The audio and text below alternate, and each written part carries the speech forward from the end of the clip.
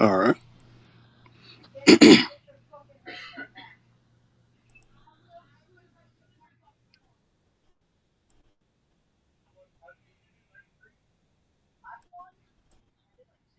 All right.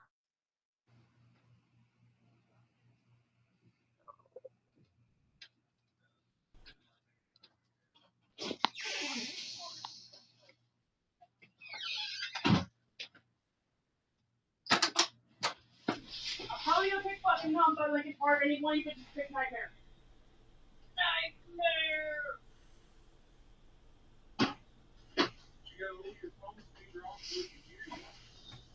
You want to do it in here? Why you bitches do that in my room?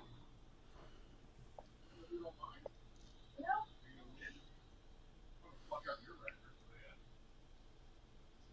I didn't go in my room. I go, this is my room.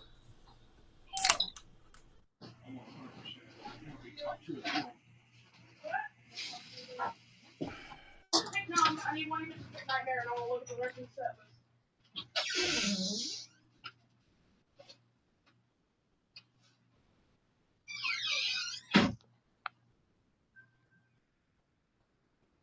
If Tom is still in here.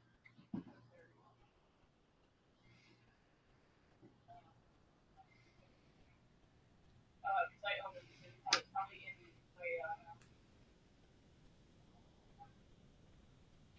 my,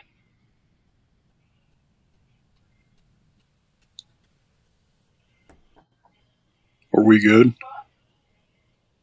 Can you hear the music? No, I can't. Okay, well, I've got music going right now, Oh, but you can hear me. yeah, I can hear you. Okay, just set tight. All right. I can't scroll at all. Something's wrong with that fucking controller.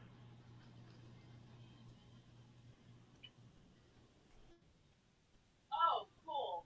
I get to do that. Josh, what's wrong with your fucking controller?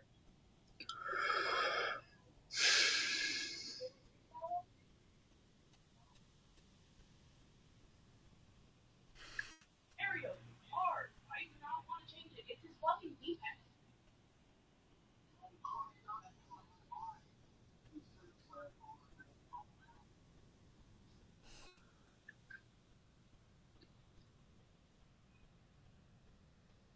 I wonder why you're not hearing that. Yeah, that's kind of weird. I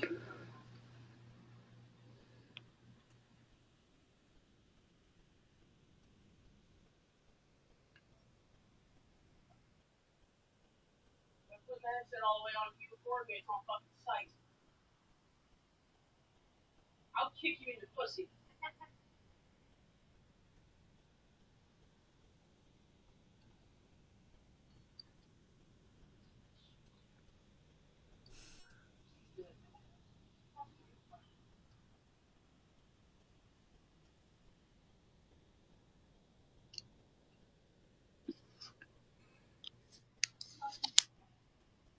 All right, good afternoon, Rumble Land.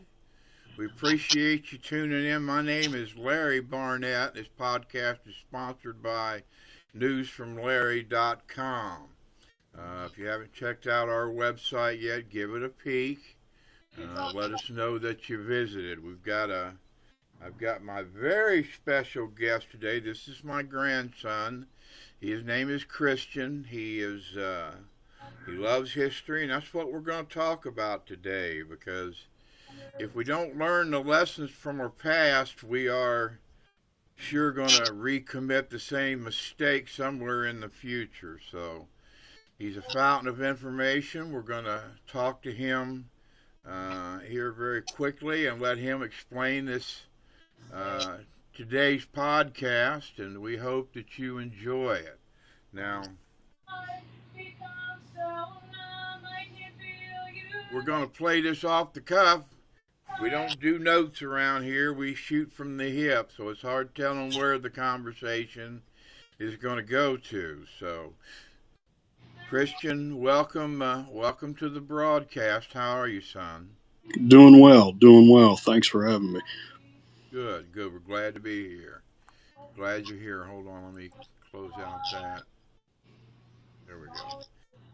But we're going to start off talking today about how world wars got started, especially one and two. And we live in a country where it seems like we're always on the edge of some kind of war. Presently, the United States is in a conflict with Iran, and hopefully that'll be coming to an end before too long. But if we don't learn from history, we don't learn from our mistakes, we're bound to make them again. So, Christian, why don't you go ahead and tell everybody a little bit about yourself first, and then why don't we get into the assassination of the Archduke, which was the catalyst for World War One, and exactly how the United States became involved after his assassination. So go ahead and take it, son. Hi, my name's Christian Barnett. I'm 25 years old.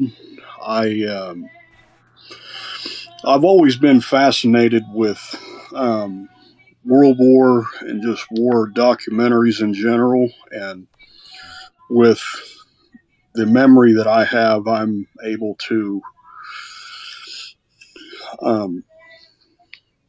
memorize the dates and things of that nature on when those events in history happened.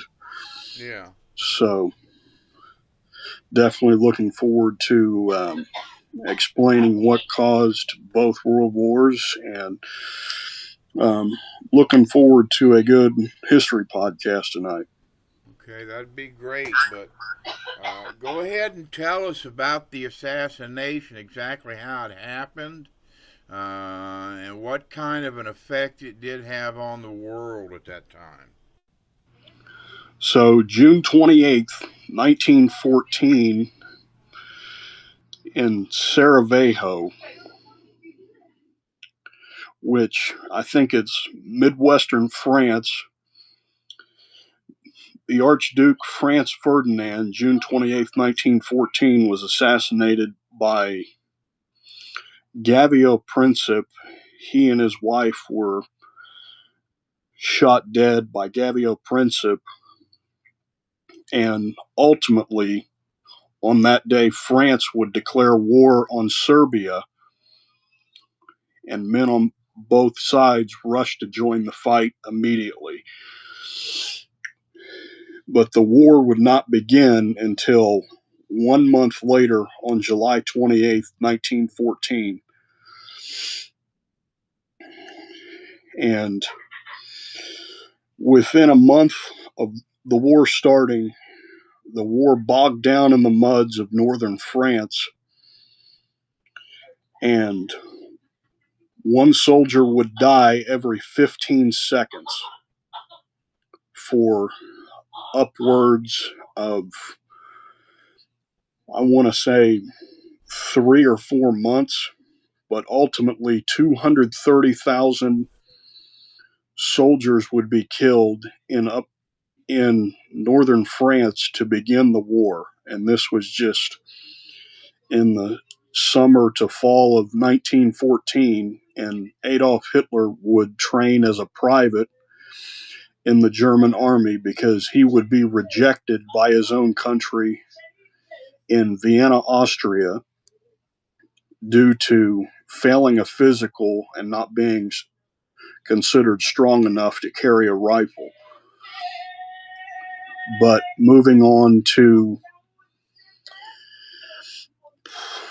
the fall of 1914, and due to those 230,000 soldiers being killed, Winston Churchill would be, would be asked to break the stalemate, because at this point, Britain, France, and Russia would be known as the Allies.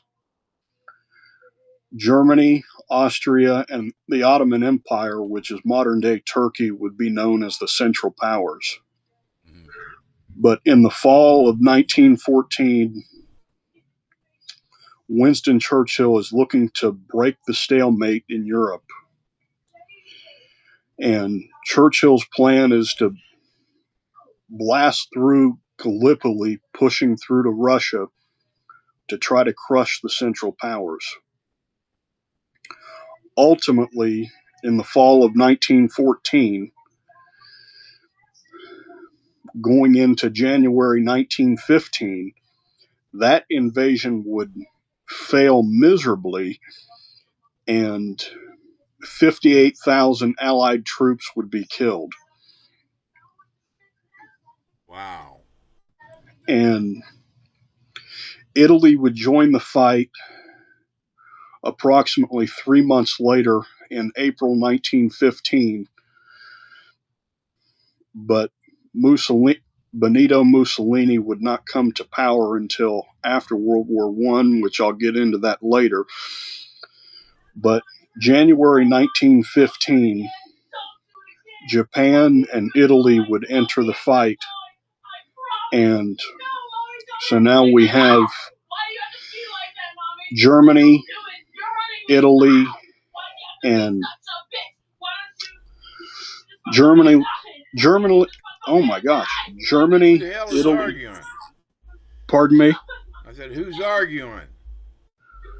My sister and my brother, they're just rambling on about something. Okay. So I apologize for that, but it would be Germany, Italy, and Japan. But Japan would enter the war in 1914, just like France and Serbia. So now it's an all-out conflict, mainly in northern France. But Adolf Hitler would escape to the northern part of France in the trenches, trying to escape gunfire on the battlefield. But he comes face to face with a British private, named Henry Tanty.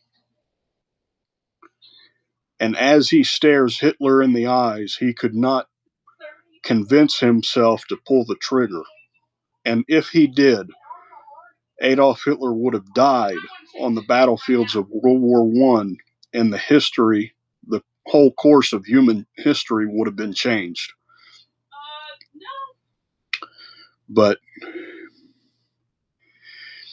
as we enter the spring of 1917, February 1917,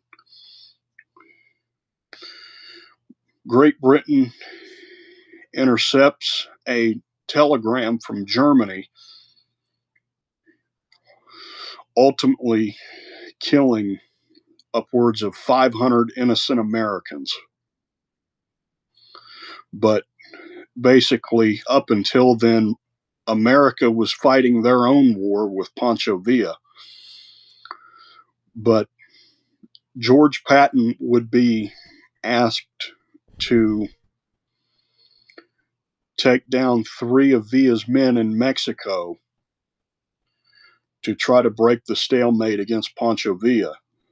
But America wouldn't be involved until April 6th, 1917. But it took them roughly around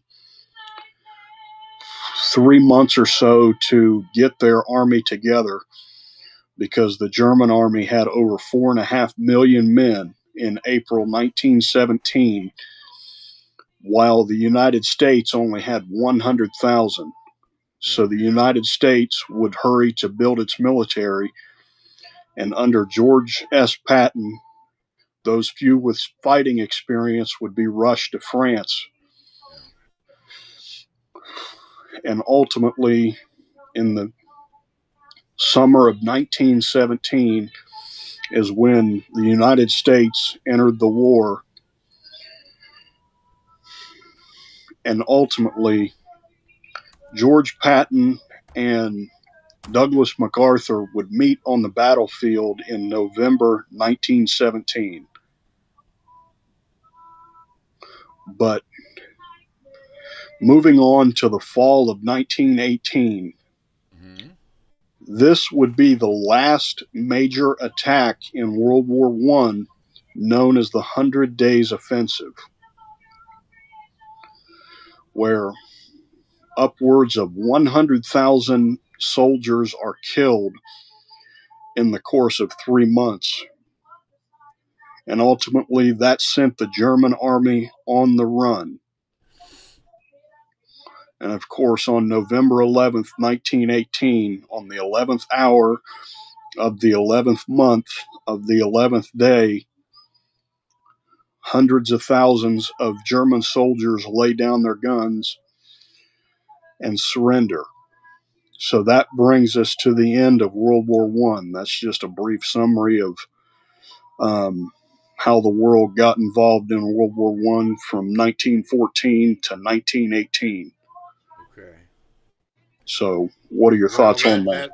That leads to question. First off, let's back up just a little bit and tell me why the United States got involved with it at all. Because France was an ally? Was that it? Well, yeah, you have France, Britain, and Russia.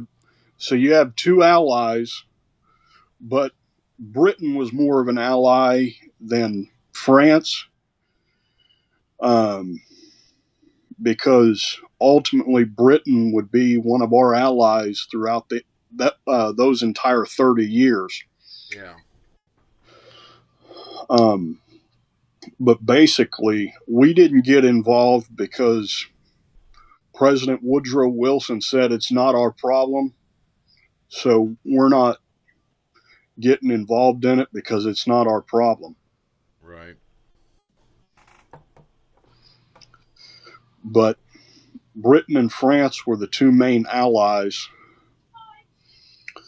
through fall of 1917, approximately 1 year later, into 1918 when World War I ultimately came to an end. When World War I was in its peak, though, it was done basically in trench warfare. Is that right? Correct. Okay. Can you explain a little bit what trench warfare is for the audience so they kind of understand what we're talking about? Trench warfare is running from trench to trench, trying to avoid enemy fire because, as I mentioned earlier, that's what Adolf Hitler was trying to do.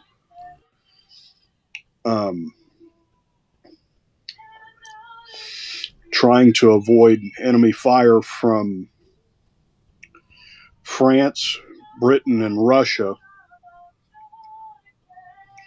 And he ends up getting injured by enemy gunfire, but ultimately recovering, and I'll get into that later. While running on the battlefield, he was injured by multiple gunshots and ultimately injured, and then that's when he came face to face with the British private Henry Tanty. Yeah.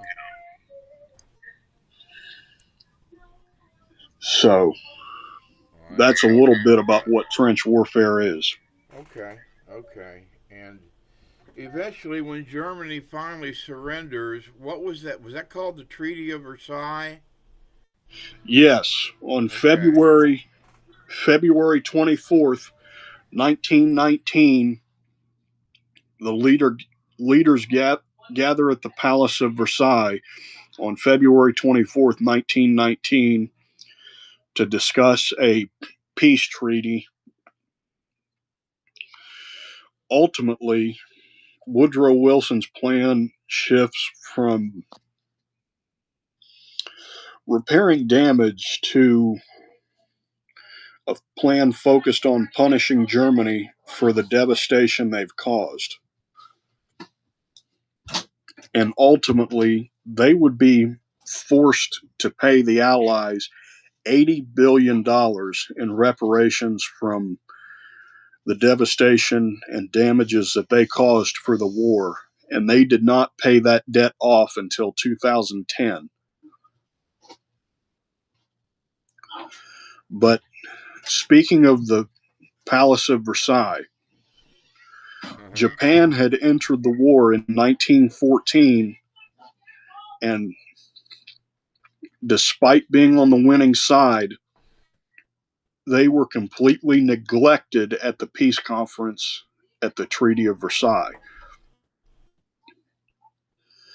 So, yeah, which will bring up an interesting question in your World War II documentary here that how Hitler even became a power that quick was absolutely amazing. in 1933, I recall him going around giving impassioned speeches. Now, Mussolini came to power in 1923, so a decade prior, but ultimately Hitler tried to overthrow the German police but failed, and he was put in prison for treason. But what year was that? When he was put in prison? Yeah. 1923. 23, okay. So the fall of 1923 going into 1924. Well, let me ask you, I guess, back up to World War I again. Wasn't that also the first war that they used poisonous gases? Poison gas, machine guns, mustard gas, because that's what the Allies hit the Germans with. It would cause blinding, skin discoloration, and it's extremely painful.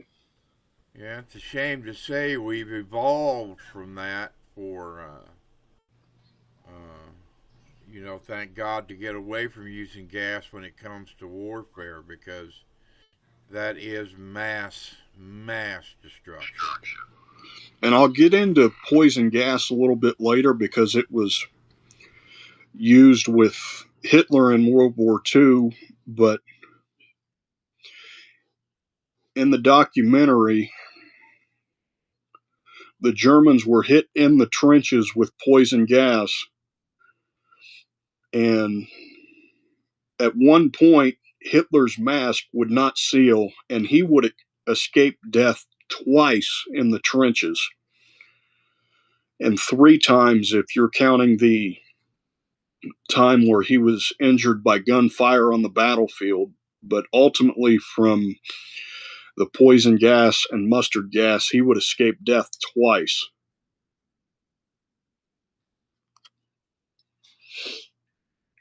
So, what are your thoughts on that?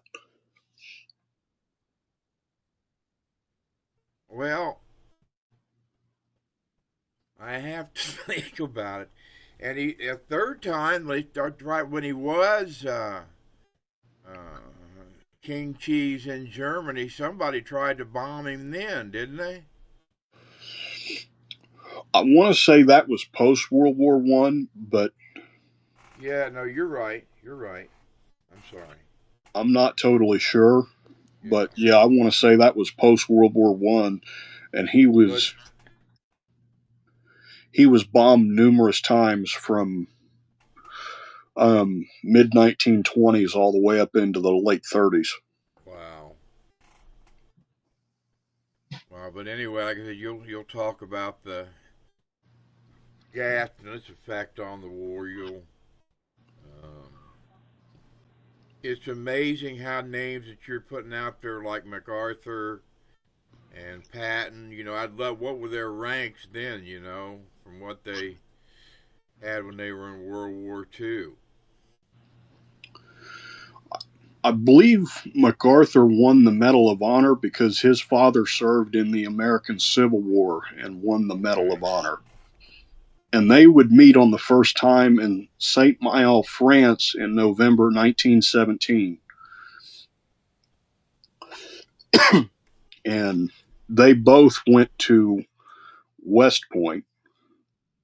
And they would lead the Allies to victory. Oh, no doubt.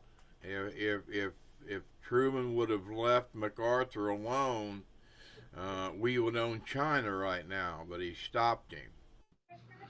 That's what I've said numerous times in other podcasts. So moving on to October 1929. This is post World War I, or do I need to cover some more details? No, I mean we can talk. I'm going to do a series of these, so you can just kind of let it all hang out. So, all right, just go ahead back into 1931 or whatever it was. October 29th, 1929. The stock market would crash, and I believe that was based in New York. Mm-hmm. And the entire world, mainly the United States, because it hit the United States hard at the time, they would lose $14 billion in one day. And it quickly spread throughout the world. And France, and especially Germany, would take a huge hit when it came to the stock market. Yeah. Homeless numbers rose, unemployment numbers rose. Yeah. We called it the Great Depression. Yeah, and ultimately we would be in the Great Depression. Yeah. And at the time, come fall of 1932, going into 1933, the United States was looking for a candidate to bring them back into the economy. And at the time, Franklin Delano Roosevelt was diagnosed with polio and permanently paralyzed from the waist down. So at the time, he was working the best he could, and ultimately he did win the election in 1933. Mm-hmm. But he established what would be called the New Deal. And upwards of 14 million people a day would be working to build bridges, highways, dams, and homes for those who were less poor at the time and taking care of the people starving on the Great Plains. That just shows the greatness of a president at the time. That's a fact. I would agree with that wholeheartedly. So going into the summer of 1934, Winston Churchill was back in his old seat at Parliament, but they also had their own version of the New Deal, as well as Germany, and I'll get into that in a little bit. Sure. And England, as well as Italy, failed to gain any new territory or any new soldiers in those post years of World War I. Yeah.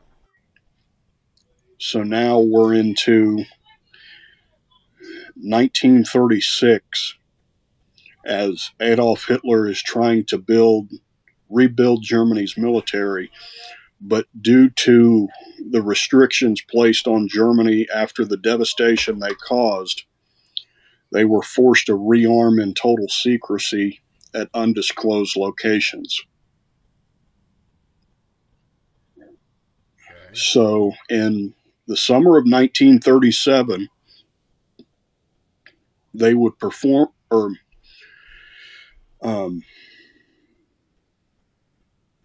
I'm not sure what word I should try to use here, but they would get together and form an alliance with Japan on July 7th, 1937. Mm-hmm. And the Minister of War Hideki Tojo would come face to face with Hitler to gather an alliance between Germany and Japan in July 1937. Okay. And then following those months, in the spring of 1938, Hitler would annex his home country of Austria to join in on the Axis powers. Mm-hmm.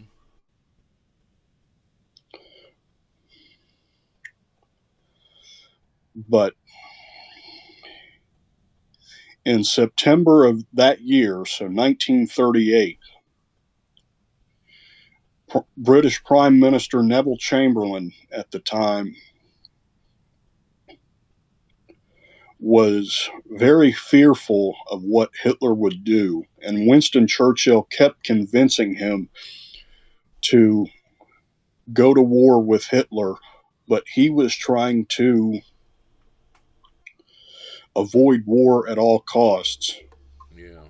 And over the course of a year and a half, he does absolutely nothing to stop Adolf Hitler in his tracks. And ultimately, he would invade Denmark and Norway. But World War II would begin on September 1st, 1939, with Adolf Hitler's invasion of Poland. And he sends 1 million troops into Poland. And ultimately, the pressure became too much for Neville Chamberlain, and he would declare war on Germany 2 days later on September 3rd, 1939. So France and Germany are now at war. But and Neville as the troops are, Neville Chamberlain got played for a chump, didn't yes, he? he did. Because he had an agreement, a non-aggression pact with Hitler, which was not worth the paper that you wipe your butt with. You know what I'm saying? Yeah, in September 1938, those two meet in person in Germany to discuss a peace treaty, but ultimately that fell apart 1 year later with the German invasion of Poland. Right. But also on May 10th, 1940, Winston Churchill would be elected prime minister because Neville Chamberlain, when he declared war on Germany September 3rd, 1939, he would do nothing to stop Adolf Hitler for 7 long months. And ultimately, he invaded Denmark, Norway, as well as other surrounding countries. Yeah. And Winston Churchill ultimately ended up being correct about Hitler being the enemy that he was. Yeah. But on May 10th, 1940, Winston Churchill would become the Prime Minister of Great Britain. And also on that day in Midwestern France, it would be an all-out air battle. And he was just the Prime Minister for 9 days, and over 30,000 people were killed in Midwestern France. Can't imagine.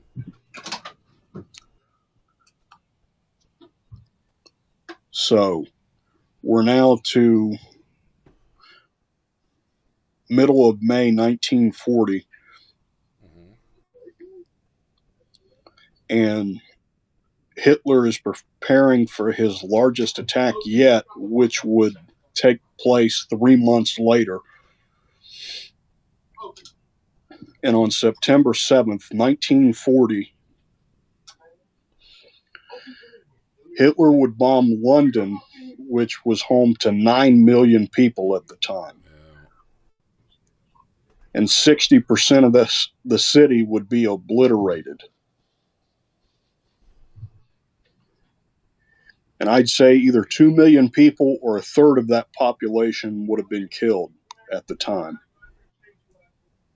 But Churchill was only 4 months into his term as Prime Minister of Great Britain. But ultimately, to put the pressure on Hitler, he sends more troops into Europe, and he gives an impassioned speech saying we will, quote, never surrender on the battlefield, and we will fight and do whatever it takes. Because he always said, if you're going through hell, keep going. Because that's definitely what that was for the 1930s and 40s. Yeah. Well, which brings you up to getting close to when the United States entered the war, right? But also, you have the Luftwaffe, which were German planes, and Churchill at the time would develop smaller, faster, more fighter planes. So over the next few months, May 1940 to early 1941, you have the Battle of Great Britain, where 7 million Luftwaffe planes were shot down, while the British lose fewer than 600. Wow. So we're still in the post-World War for the United States, but Japan at the time was wanting to control Asia, and they had launched a bloody invasion of China on May 26, 1941. And that was an ultimate success for Japan.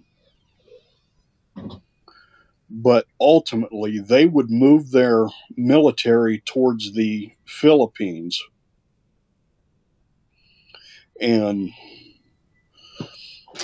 General Douglas MacArthur is commanded by President Franklin Roosevelt to go to the Philippines and protect the territory at the time.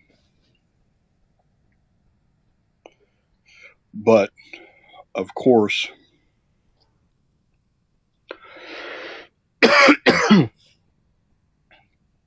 then on December 7th, 1941, Japan launches their attack on Pearl Harbor and Hawaii.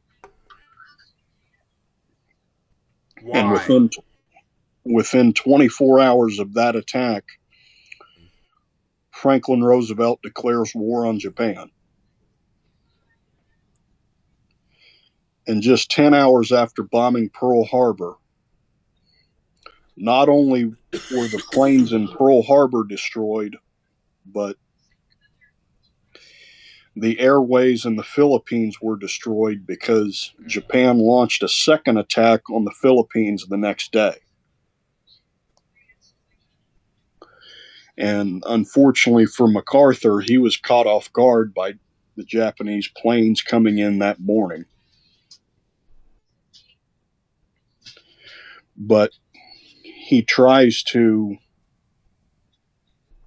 make a underground tunnel on Gregador Island to at least protect the supplies and territory that he has.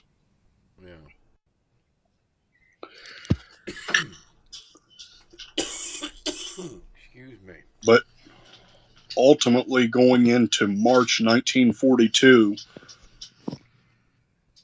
Roosevelt commands MacArthur to leave the Philippines. And in the spring of that year, he retreats to the safety of Australia. And then, as soon as he's gone, within the next couple of months, Japan takes the Philippines to control almost everything in Asia, in which I'll get to that a little bit later. Sure. But as Douglas MacArthur leaves the Philippines in March of 1942, in May of 1942, the Allies were getting wind of Japan's next planned attack. So within that month, they were discussing Japan's next planned attack, and ultimately, on June 4th, 1942, the U.S. fleet would head to Midway to try to catch Japan off guard with their next planned attack. And if they would take Midway, they would have controlled all of the Pacific. Yeah. And had they taken Midway,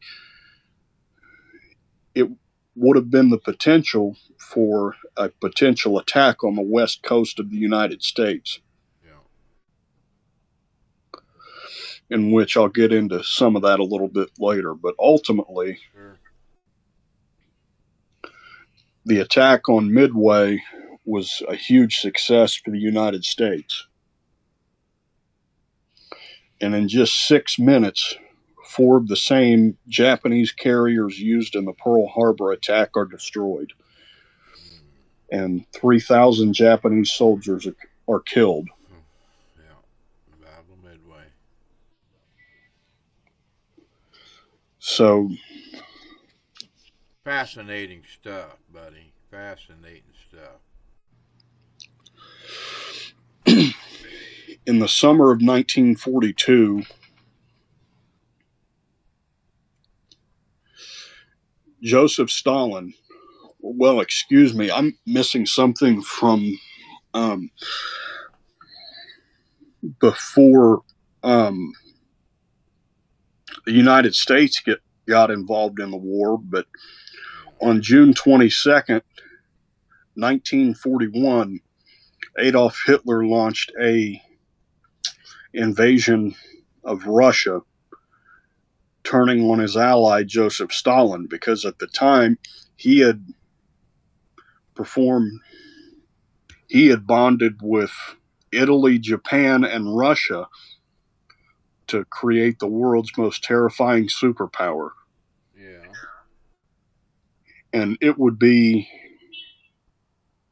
the biggest fighting force the world has ever seen at the time.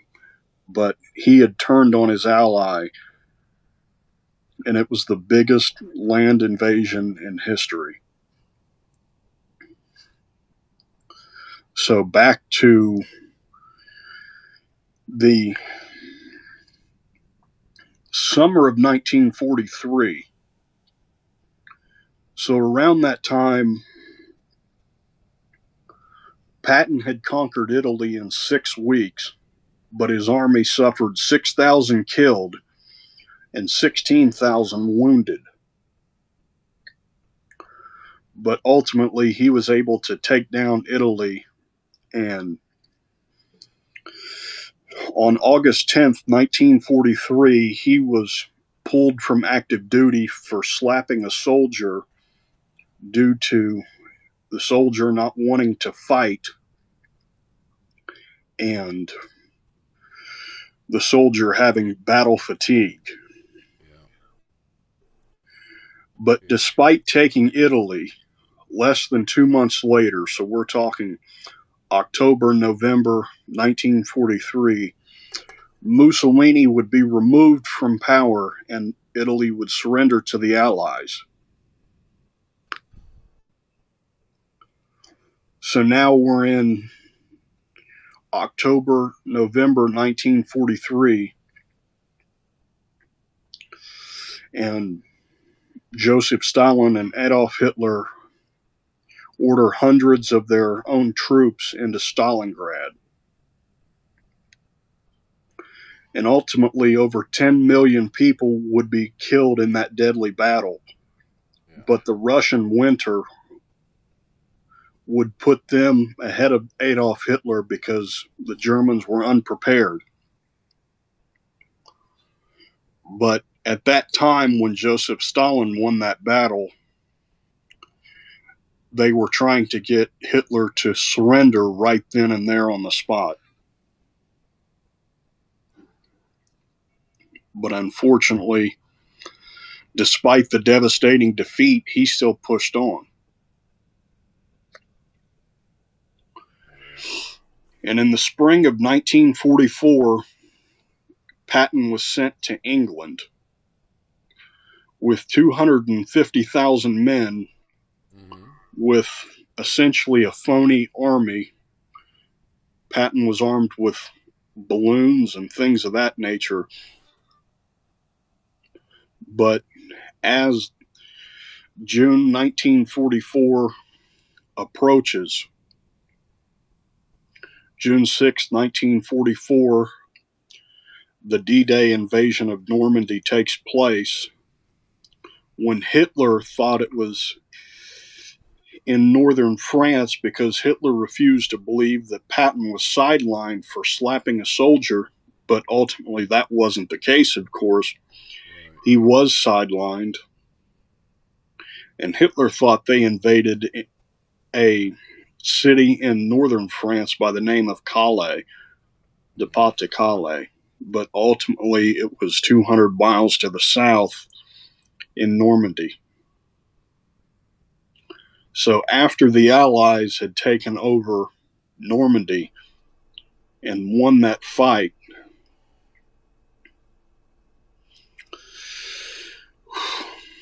Hideki Tojo comes face to face with Douglas MacArthur. And we're still in June 1944.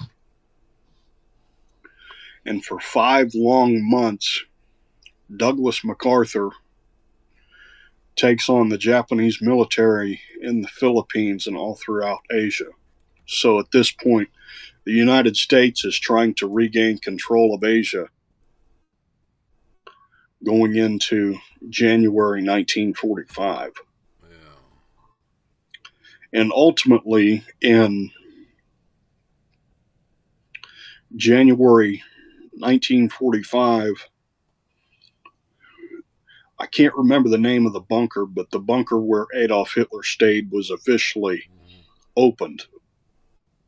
Or he went down into the bunker. It opened in 1939, but they were finally closing in on him in the early months of 1945 after MacArthur had regained control of the Philippines and the Allies were gaining ground in Europe. And they were finally coming into Germany those early months of 1945. Yeah. Excuse me. And then April 12th, 1945 was a big blow for the United States as President Franklin Delano Roosevelt passes away at the age of 63 years old. And immediately, Vice President Harry Truman was summoned to the White House so he would finish off the war. And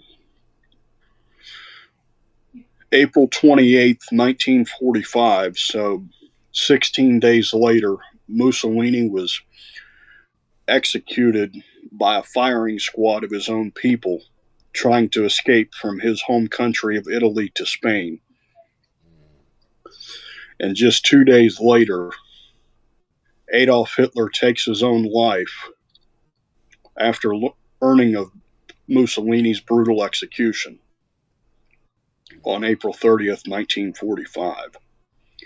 And on May 8th, 1945, Germany would surrender to the Allies, marking Victory in Europe Day. And it would also be Harry Truman's 61st birthday.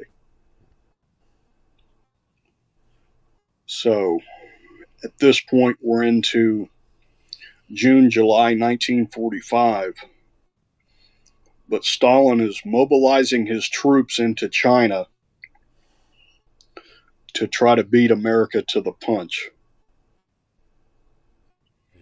But Japan is launching devastating attacks at the United States to try to get them to surrender.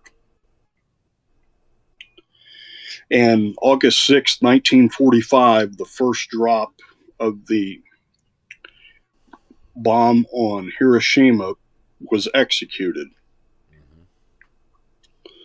And the name of the bomb was called Little Boy, I do believe. Yeah. And over 80,000 Japanese soldiers are killed. Yeah. And now Japan is desperate for anything. But just 3 days later, August 9th, 1945, the second atomic strike hits Nagasaki, called the Fat Man. And on August 15th, 1945, at 12 noon Japanese time, Japan finally surrenders, and the last remaining Axis power has fallen.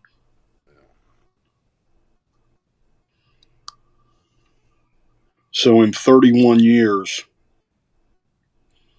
over 100 million people died in one of the bloodiest conflicts ever. But ultimately, that would be the end of World War II. Okay.